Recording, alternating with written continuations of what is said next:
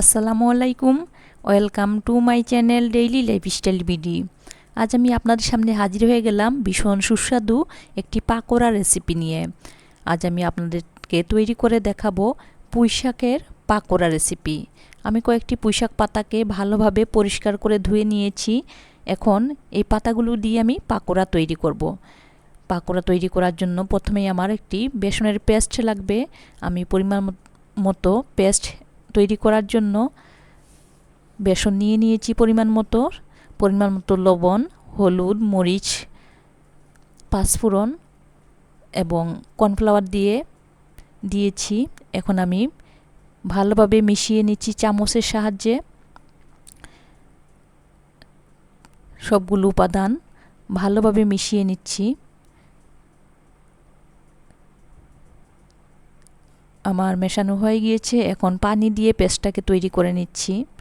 আমি ধীরে ধীরে একটু একটু করে পানি দিয়ে মিশিয়ে নিচ্ছি, যাতে করে ভালোভাবে প্রত্যেকটি উপাদানই মিশে যায়।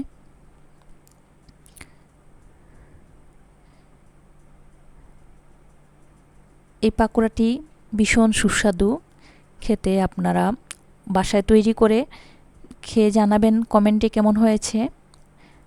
আমার মেশানো হয়ে গিয়েছে। এখন একটি ডিম অ্যাড করে নিচ্ছি আমি। ডিমটা অ্যাড করলে একটু বেশি ভালো লাগে খেতে, তবে চাইলে স্কিপও করা যেতে পারে।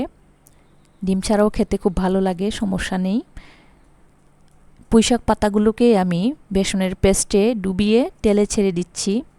চুলার আঁচটাকে আমি লো করে নিয়েছি, যাতে করে পুড়ে না যায়। একটু সময় নিয়ে আমি ভেজে নিচ্ছি, পাশ ফিরিয়ে দিচ্ছি। যেহেতু চুলার আঁচটা লো করে নিয়েছি, সে কারণে একটু সময়ও লাগছে। দেখুন কত চমৎকারভাবে কালার পরিবর্তন হয়ে যাচ্ছে।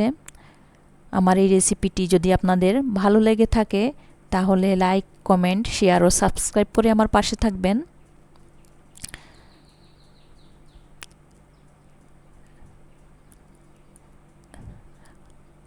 আমার হয়ে আসছে প্রায়। আমি এ পর্যায়ে তুলে নিচ্ছি। দেখুন, অফ স্ক্রিনে আমি সবগুলো পাকোড়াই ভেজে নিয়েছি। কত চমৎকার হয়েছে দেখুন। দেখতে যেমন সুন্দর, খেতে অসাধারণ। আমি একটি ভেঙে দেখাচ্ছি। দেখুন কতটা কুরকুরে হয়েছে দেখতে। এতক্ষণ আমার সাথে এই রেসিপিটি উপভোগ করার জন্য ধন্যবাদ জানাচ্ছি আপনাদেরকে। সবাই ভালো থাকবেন। আসসালামু আলাইকুম।